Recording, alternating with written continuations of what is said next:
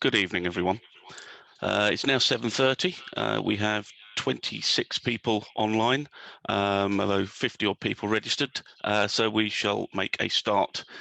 Just a few housekeeping bits and pieces to start with. First of all, there is a Q&A function within the webinar.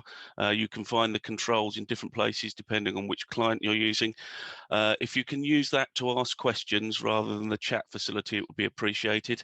The chat becomes very difficult to manage after a while in these situations. In addition, you can use the chat to talk amongst yourselves. And the last thing just to cover at the beginning is this webinar will be recorded and it will be placed on the ODG YouTube channel over the weekend, where it can be accessed by others should they so wish.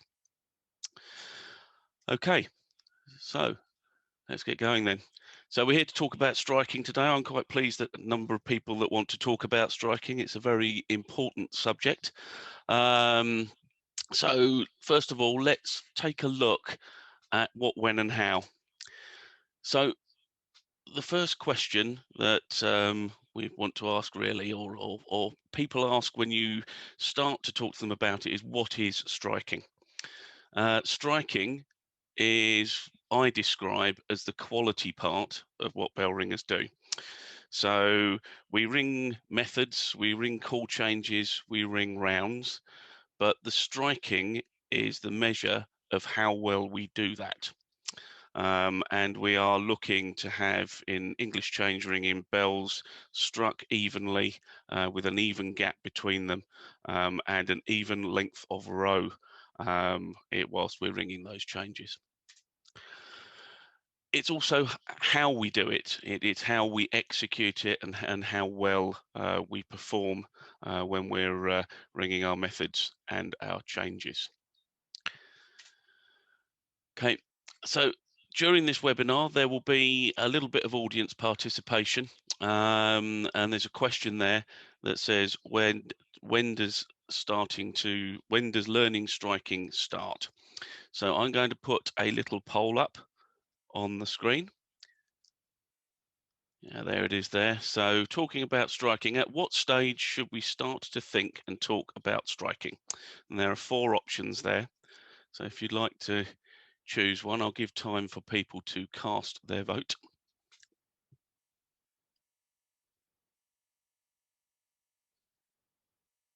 That's 50% of people, 67, good. Keep it going.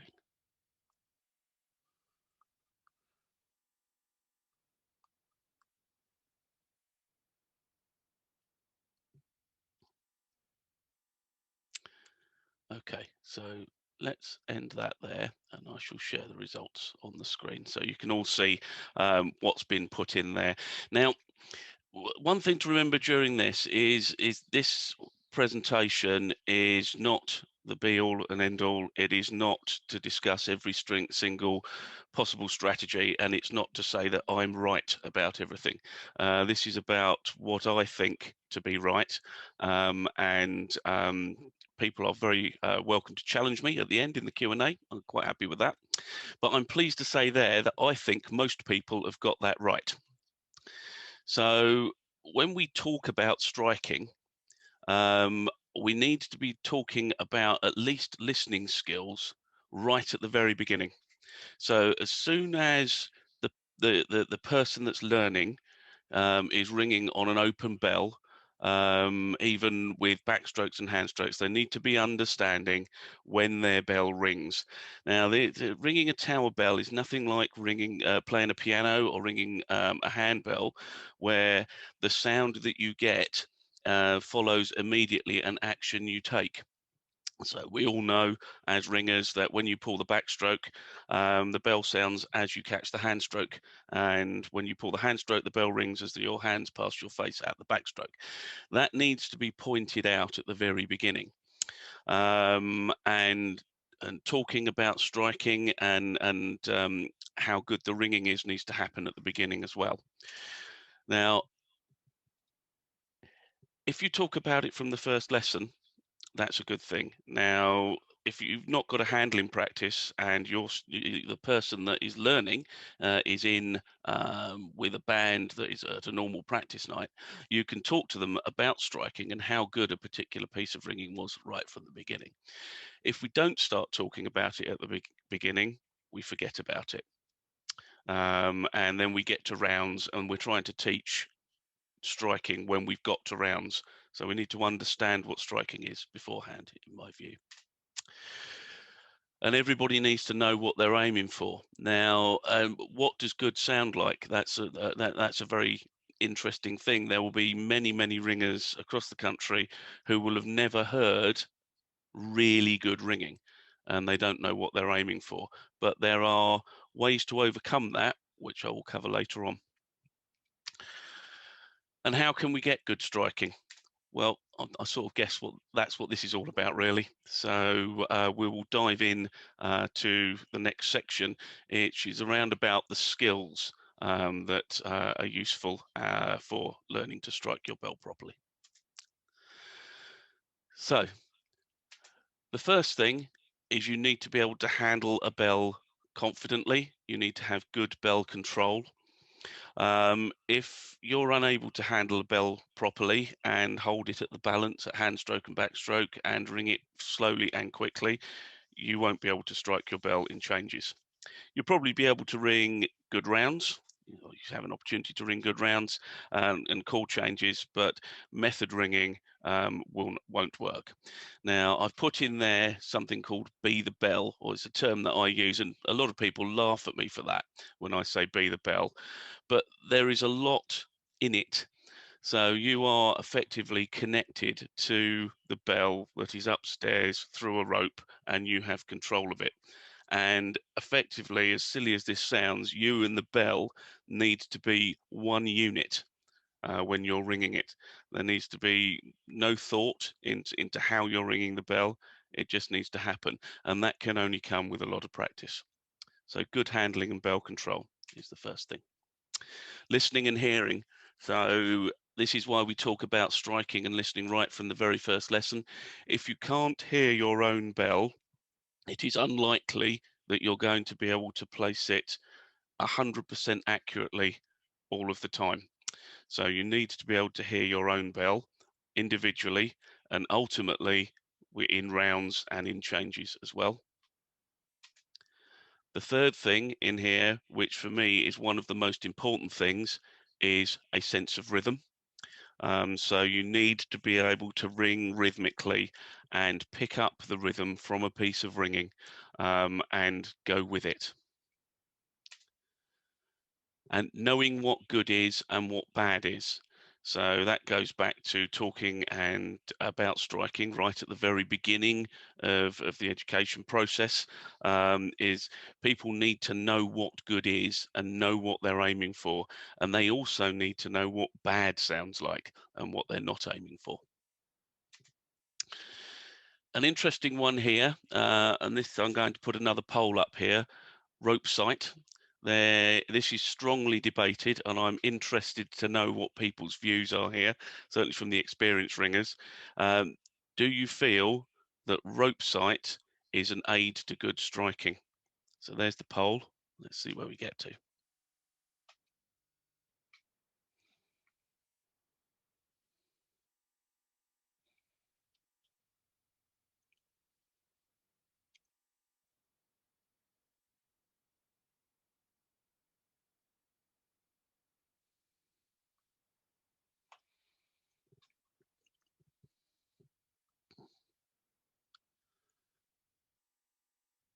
Okay, so most people have now voted, so I'll just put that result on the screen.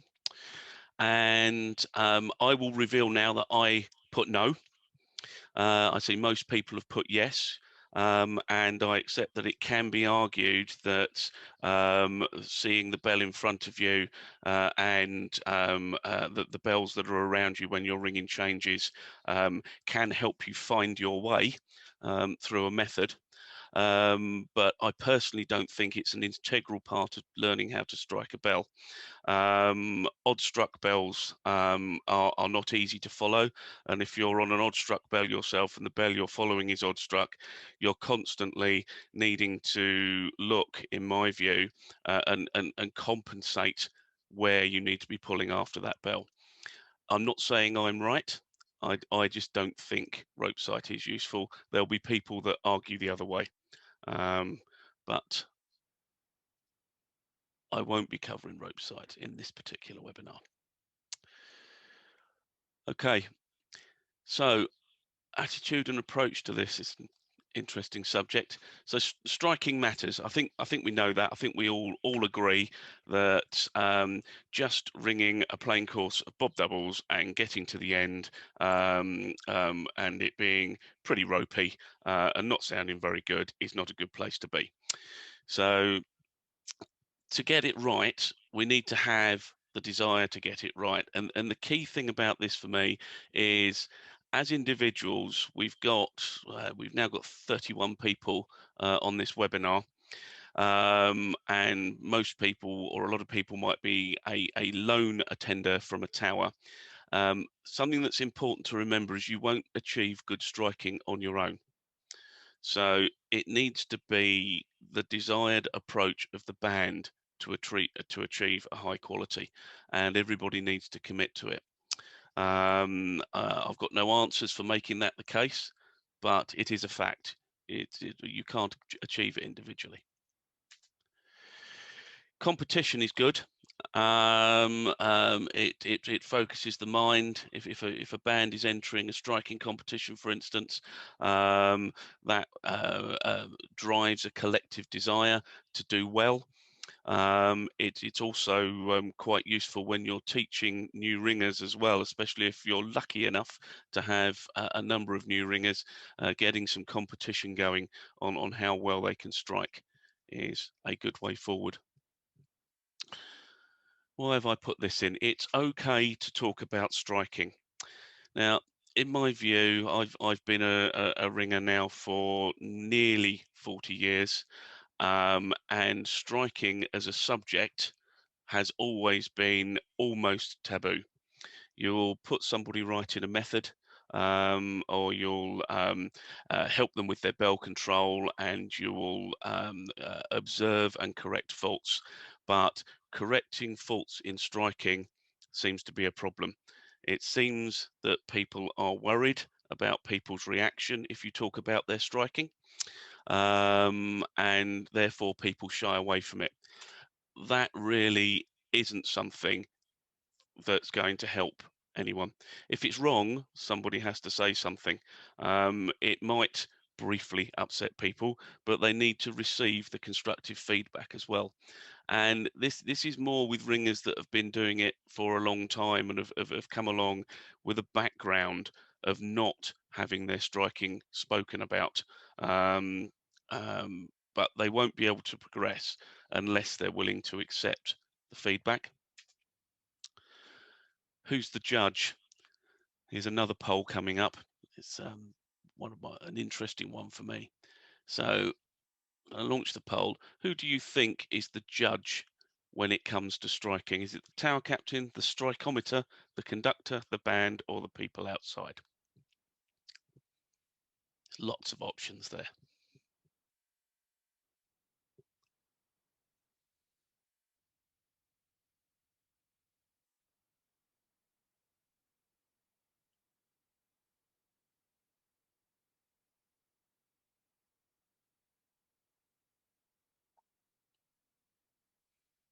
Taking slightly longer to provide answers this time. There's a lot to think about.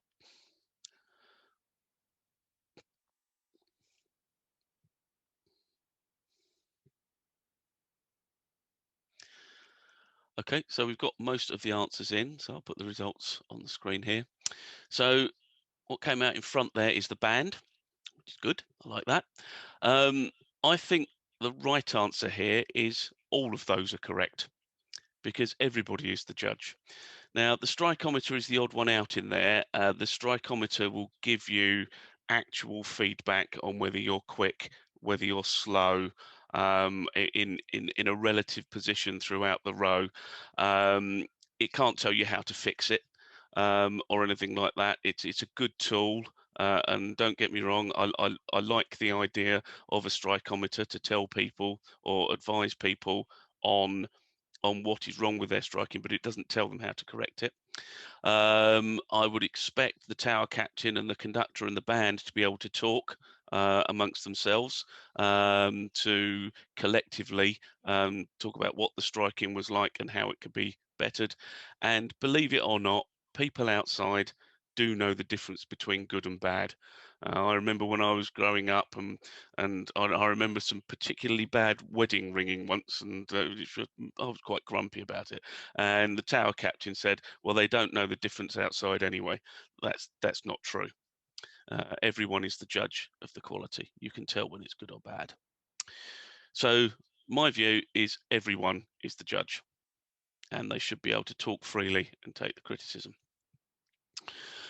So you need a relentless approach for striking. Now, getting 50% of the blows in the right place is probably okay.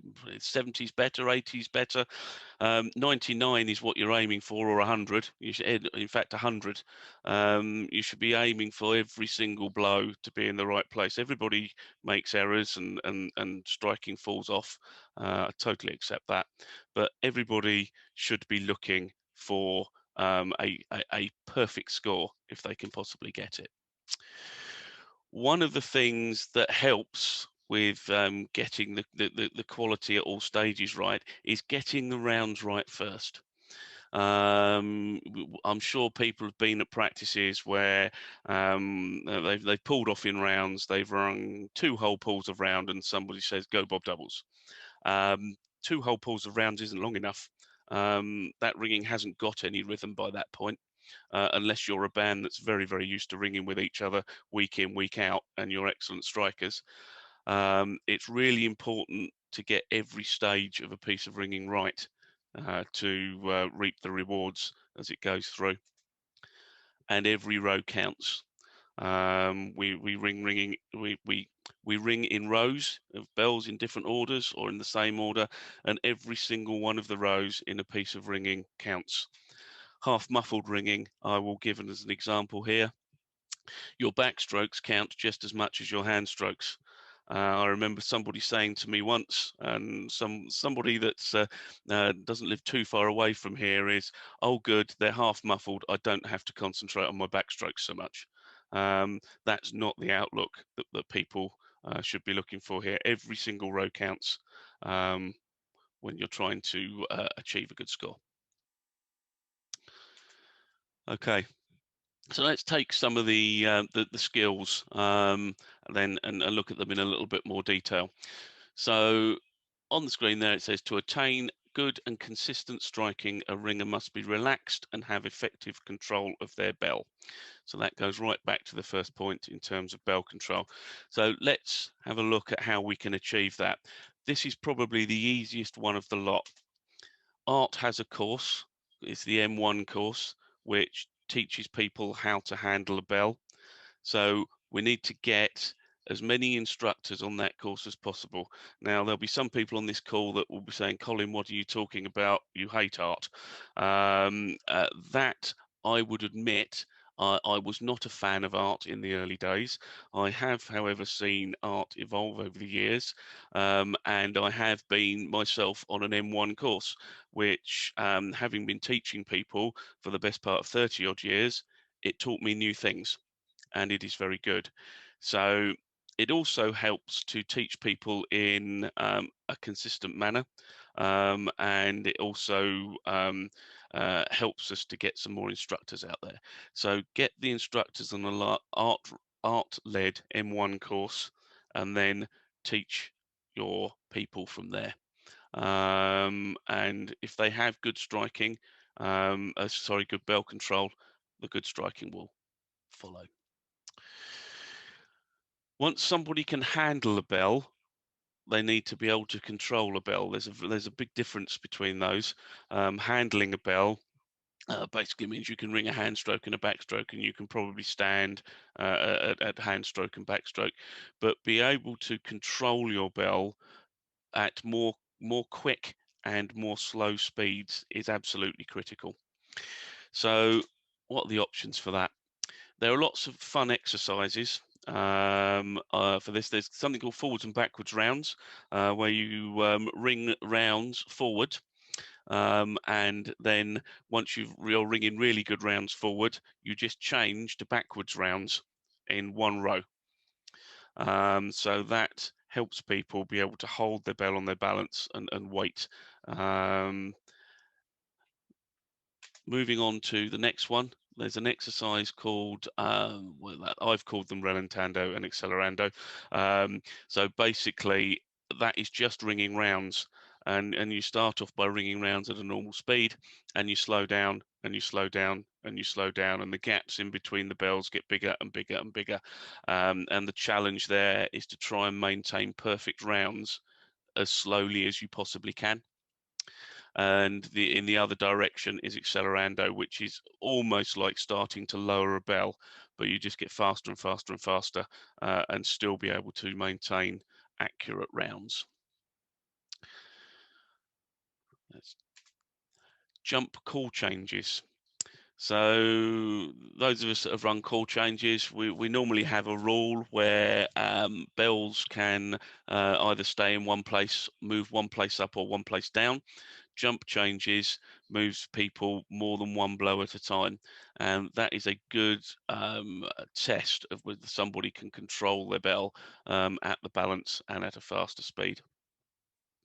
If anybody's worried about remembering all this, or they're trying to, um, this presentation and a number of striking resources will be going up on the ODG website. That's odg.org.uk over this weekend.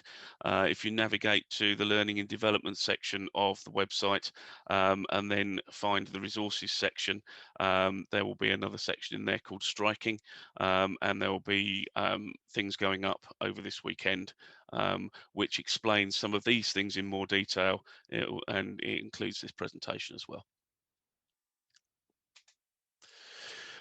Kaleidoscope ringing, I won't talk about that in detail, but it's part of the Art M2 courses. It's good fun, especially for the youngsters. They seem to enjoy that quite well, and practicing some kaleidoscope ringing will help you with bell control.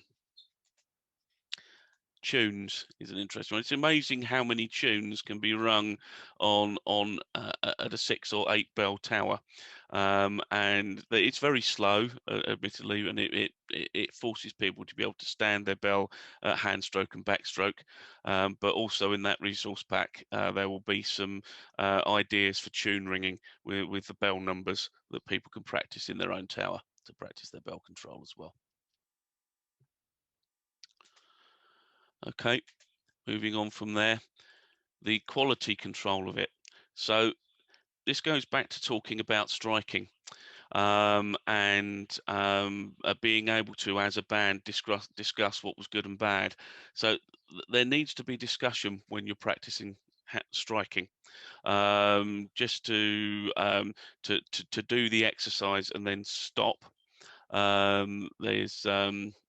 It's not really good enough. It needs to be spoken about and discussed as a band. So if it wasn't right and there was something wrong, it's important that any feedback goes back in constructively. Now, I think one of the things that that puts people off around being told about their striking is the way things are fed back. If there's something wrong, it needs to be constructive when it's fed back. Practice makes perfect, builds confidence, improves relaxation, and consolidate. So for every piece of ringing, we need to be practicing our striking. It becomes more difficult when you're learning a new method or something new. One of the first things that goes out of the window is the striking, because generally, although women are better at it than men, as as a species, we're not great at multitasking, and if we use a lot of our brain on one thing, other things go out of the window. So practice, practice, practice, and think about the striking all the time. So I've got a couple of questions in here. I was going to leave them to the end, but I will try and answer the two that are in here now. So what is art and how could I access an M1 course? Is it an online training or in person? Sounds good. So art is the Association of Ringing Teachers. They have a website, which is called the Association of Ringing Teachers. If you just search for it in Google, you'll find it in there. An M1 course is for tutors of ringing, but they have something called Learning the Ropes, which is a series of progressive stages through which people can progress and develop their ringing. The M1 course is taught in person, it's not online, so they're not running at the moment for obvious reasons. Yeah, do look up the Association of Ringing Teachers online. There's also a link to it from the ODG Learning and Development site as well. Gillian Wallace asked, what is kaleidoscope ringing? I'm not going to answer that now. That will be on the website at the weekend. It will take too long to try and go into what that actually is on this webinar, but it will be online. Okay, back to the webinar then, listening and hearing. So to attain a good and consistent striking, a ringer must be able to hear their bell within the row and know what they are trying to achieve. So when does hearing and listening start? So we've already established that. That was right at the beginning. So it's at the first lesson on an open bell or a simulated bell with the sound turned on. So listening to when your bell sounds as your hands pass your face as you catch the sally or your hands go up at backstroke is something that's very important to understand. There are people that have been ringing for years and still didn't realise that was the case. But if you can realise when it sounds, you're on the right path to striking it in the right place. So practice listening to develop hearing from the outset. So it says pay attention at the end there. So if you're sitting in a tower during a practice night and there's a piece of ringing going on, and maybe you're a teenager and you're playing with your mobile phone, that's really not a good way to make progress. So listen to all of the pieces of ringing and ask yourself, was that good? Was that bad? If you're not sure, ask somebody that should know. And if they say, no, it wasn't very good, ask what was wrong with it. And just pay attention and all of the time that the ringing practice is going on. You can learn a lot from sitting outside the circle. And that's not only for striking as well. Rounds and lots of them. Rounds are so important when we're ringing for developing rhythm and developing an understanding of hearing. So start on lower numbers. If people are learning at an 8 bell tower and they're put straight in for rounds on 8, that's not a very good idea. It's far more difficult to hear your bell on 8 than it is on 6 when you're first starting. Those of us on the call that have been ringing for years would think, what are you talking about? But actually putting yourself in the position of somebody that's learning, it's really important to start on lower numbers, even as low as 3. So if somebody's ringing the 2 to rounds on 3, they can hear their bell is the one that's in the middle, and build it up from there. Don't rush. And striking will always struggle to develop if rushing from stage to stage when learning. It's not a race to get to surprise maximus. The longer you take to get to surprise maximus, if you aim for that, or even competent Bob minor, the longer you take, the better your striking is likely to be. It's not true in all cases, but it's likely to be better. And listen to the whole row. I've mentioned that before. Each row contains every bell, and it's important to listen to every bell within that row. It becomes more and more natural after a while. And to make it easier, if people are ringing call changes, rushing into complicated call changes with bells all over the place isn't helpful. Subtle changes to the row are important. So listening with 2 bells swapped over, then 2 other bells swapped over, and understanding what that sounds like and taking time to progress from one stage to the next is really important to the hearing. Okay, so what does good sound like? So you can get some resources for this. So there are a couple of CDs that are actually available on Amazon, which Change Ringing on Handbells and Change Ringing from St Mary's Redcliffe. They both contain some very good pieces of ringing to listen to. And another way to do it is use software. So you can use Able and Mabel and all of the other clever little software packages that are out there to play good ringing at you, and it will generally be perfect ringing because it's computer produced. So listen to good ringing and know what it sounds like. So I've got a couple of pieces of ringing that I'm going to play here. Hopefully this is going to work. I tested it and it worked on my iPad, so hopefully you'll hear some sound.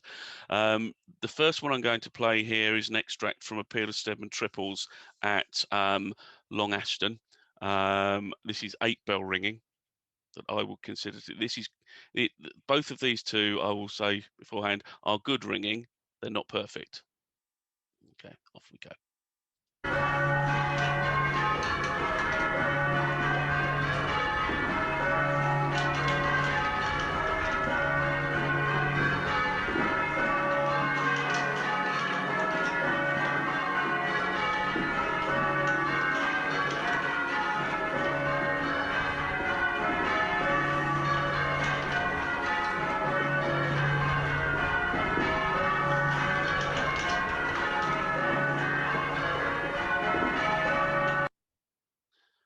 Okay, so that was an extract from Stedman Triples, and I chose that one specifically because in that, if you listen to it carefully, and when you get the copy of this presentation, you can listen to it carefully if you want to. If you listen to the second in that piece of ringing, if you can pick it out, there are 3 clipped backstrokes. And I can admit that they are mine. So that is why that piece of ringing went in there. This second one is simply rounds from Great St Mary's in Cambridge.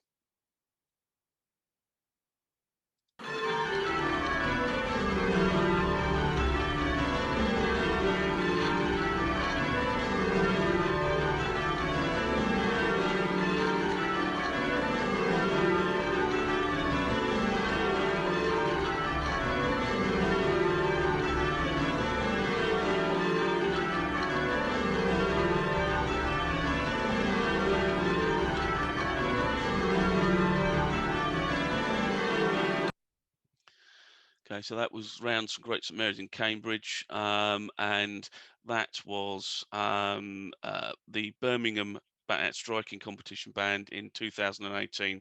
That was the opening rounds from their practice there that they had before the competition. They were nice, evenly struck rounds with a good rhythm on 12. Okay, now what does bad sound like? Now, unfortunately, there are too many examples of bad ringing on YouTube. But I've picked this one because it contains some examples of things that are very wrong. It's recorded outside, and I think there's a lorry that drives past in the first few rows. It probably does your ears a favour, in all honesty. But here is an example of not good striking.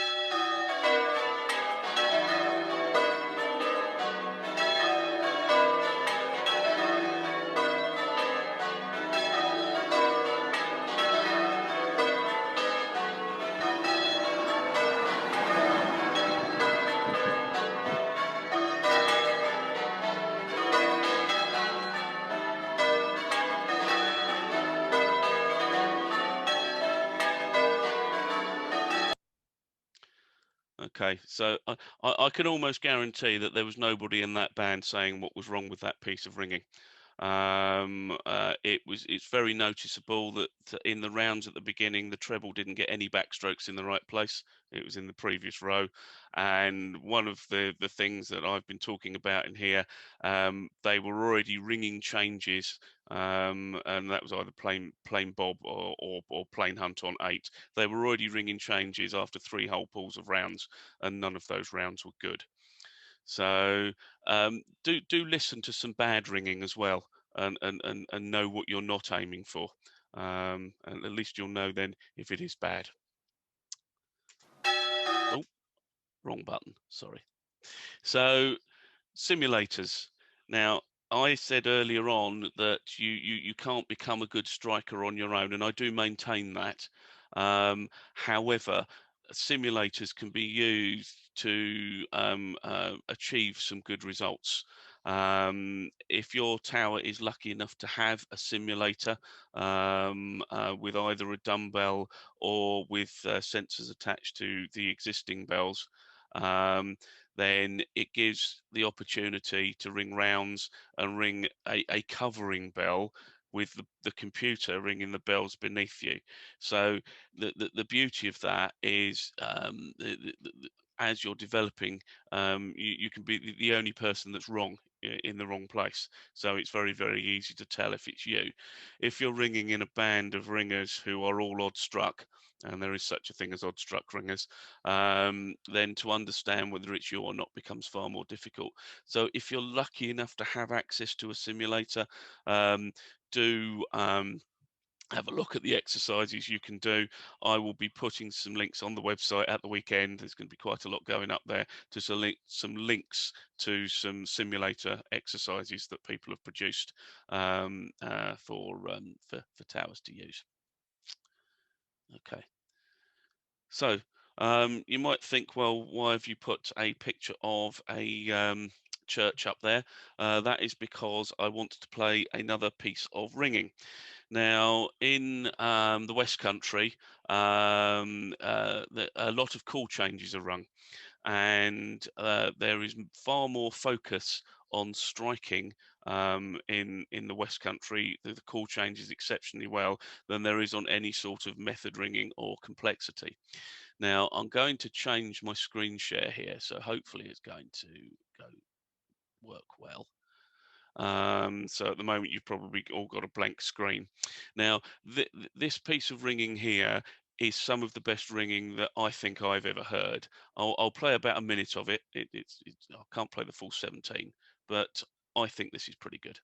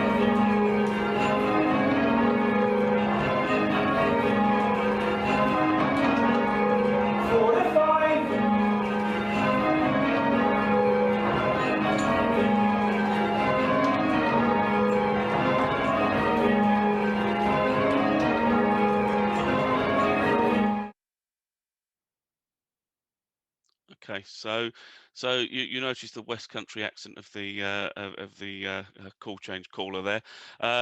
So that was just an example I wanted to show you of something that it's all about the rhythm. You'll notice that for those of you that are not familiar with it, there's no open hand stroke lead. You will also hopefully have noticed when the call changes are made how cleanly they're made. There's no deviation from the rhythm at all in that piece of ringing. If look it up, it's from Bridge Rule in Devon. Look it up on YouTube and listen to the whole 17 minutes. I promise you'll enjoy it. Okay. So let's move on to rhythm then, which was what that last piece of ringing was really all about, and the accuracy. So to achieve the highest standards in striking, a ringer must ring rhythmically as part of a team. Is rhythm learnable? Here comes a poll. If I can find the right one. There it is. Okay, so there's a poll up there. Yes, rhythm can be learnt. No, it's a natural thing and you either have it or you don't, or don't know.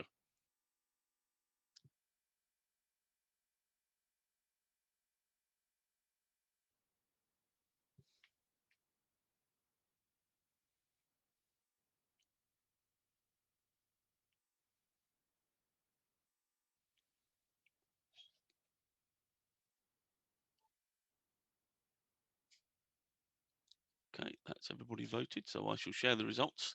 So that's a good result for me. When I did this presentation at the art conference twice last year, just before we were all locked down, on both occasions I got about a 50-50 on that one. But I think there's a clear view here that people think that rhythm can be learnt. So yes, I think it can. I don't think, I think some people are lucky enough to have a natural sense of rhythm, but I don't think rhythm is unattainable as something to learn. So I think anyone can access their natural sense of a steady pulse or an internal rhythm. And there are ways to practice that as well. So finding the rhythm, you can follow a metronome. So if you haven't got a metronome and you have a smartphone, there are hundreds and hundreds of metronome apps you can download, and there are even some that are customizable in such a way that you can introduce an empty beat, so you can simulate an open hand stroke lead.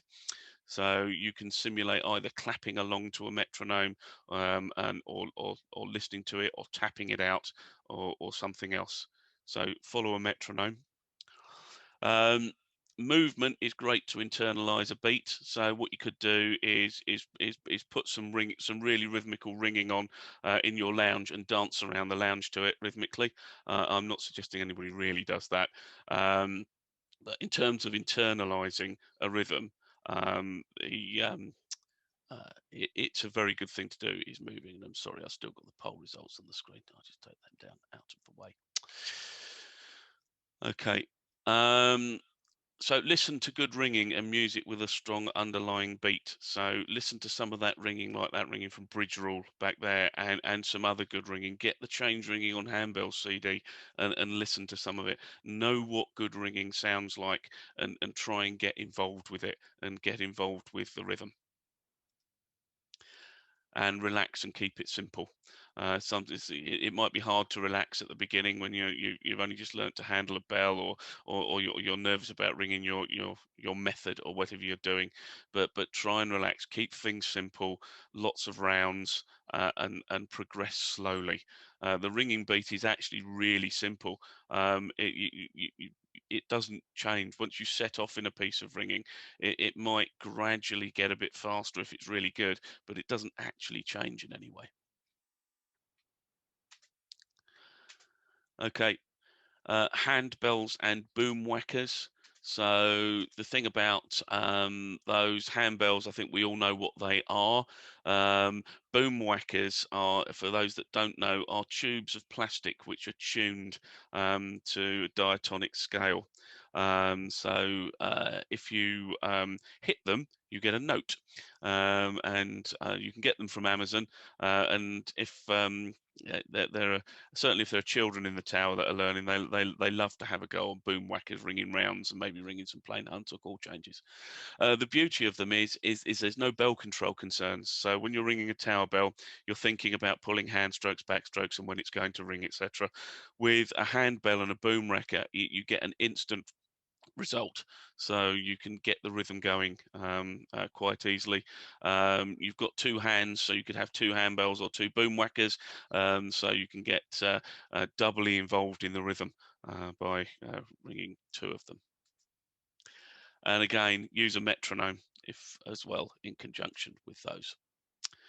Simulators, well, yeah, of course simulators are good. If there's not a strong rhythmic band around, you can use a simulator that will ring rhythmically for you, and you just have to fit in and get involved in that rhythm, and listen to the whole row. So if you're only listening to part of the row, and you're only listening to some of the rows, you're not going to identify the rhythm of that piece of ringing. So listen to all of it. Okay, so they're the key things that I wanted to cover. Just some other thoughts here. So I've said it already, but never start changes before the rounds have settled. There's nothing wrong with 2 whole minutes of rounds before starting a touch. It might use up 2 minutes of a practice night, but it will show results because you will have developed the rhythm for that particular band at that time to go into the changes. Bad ringing leads to more bad ringing. I believe even if you're one of the better ringers at striking throughout the country and throughout the world, if you're involved in a lot of bad ringing, your own ringing will suffer. So bad ringing will lead to more bad ringing. Be relentless, and every blow counts. We've covered that as well. So you have to be in with it all of the time and listening all of the time, and every blow has to be in the right place. Having to make adjustments after each row because it's not been in the right place isn't a good thing. Talk about the striking, feedback all of the time. So ask questions about it. If you're not sure whether a piece of ringing was good or bad, ask someone. And hopefully they'll be able to tell you whether it was good or bad, and if it was bad, what was wrong with it. It's not a subject that should be avoided. It's a team thing. As I say, the whole band has to be committed to achieving the good striking. It only needs one person in a band, and the more there are not paying attention, the worse it becomes. But it only needs one person to not be focused on the striking and not particularly interested and committed to it, to ruin it for everybody else.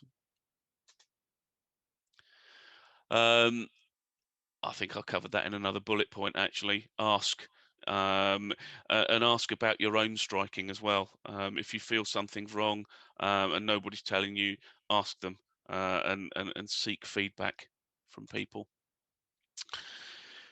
So a summary of strategies then. Talk about it from the very beginning. Practice listening all the time. Attain a good standard at each stage and don't rush. Good handling and bell control. Look at Art M1 approach. Rhythm exercises, know what good sounds like, and rounds.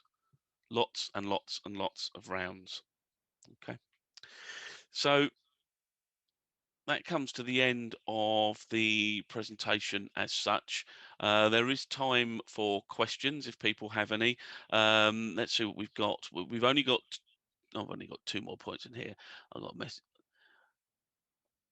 Okay, there's one person that wasn't able to hear anything during the sound bits. I don't know why that was. I assume that I've only got 2 points in there. It was only one person. My apologies to them if they couldn't hear the sound. I don't know what would have caused that. It was definitely coming out of my iPad. So if anybody's got any more questions, please put them in the Q&A, or feel free to raise your hand and I can introduce you to the meeting. Okay, we've got another question. Please, would I describe rhythm exercises? Yeah, I can describe rhythm exercises. So clapping along to a metronome is a good exercise to get some rhythm. Set the metronome at different speeds as well. Also tapping along to a good piece of ringing that's rung on by a simulator like Able or Mabel, or something like that. Go out and have some dance lessons. That's a good rhythm exercise. Anything like that, anything that requires you to execute a rhythm is a good rhythm exercise.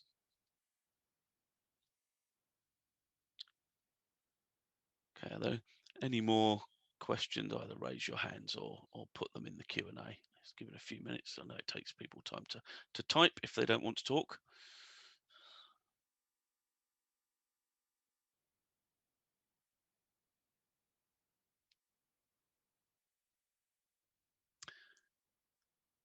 Okay, it's all quiet. If people do think of any questions following this, the email address strike-it-right at odg.org.uk will still be active for some time after this. Do drop that a line with any questions, and I will get back to people. And in the meantime, thank you very much for coming along. It's good to see an audience for something like this. For those of you that are interested in webinars, the Learning and Development Group will be running a series of these probably at regular intervals towards the end of each month. There are two coming up that I know of. One is actually at the beginning, towards the end of February. That's Tom Hinks is going to come and talk about handbell ringing and an introduction to it and how method structure works and things like that. For those of you that don't know Tom, he's a very good, in fact, a very, very good handbell ringer who's done a lot of presentations around different guilds and societies. So that will be going on towards the end of February. And at the beginning of March, Elva Ainsworth is going to do a webinar for us on recruitment and retention, which is going to become more and more important as we enter into our return to ringing later in the year, whenever that may be. Other than that, again, thank you very much. We'll end the webinar there. And if you have any questions, drop a line to that email box. Thank you very much. Good night, everybody.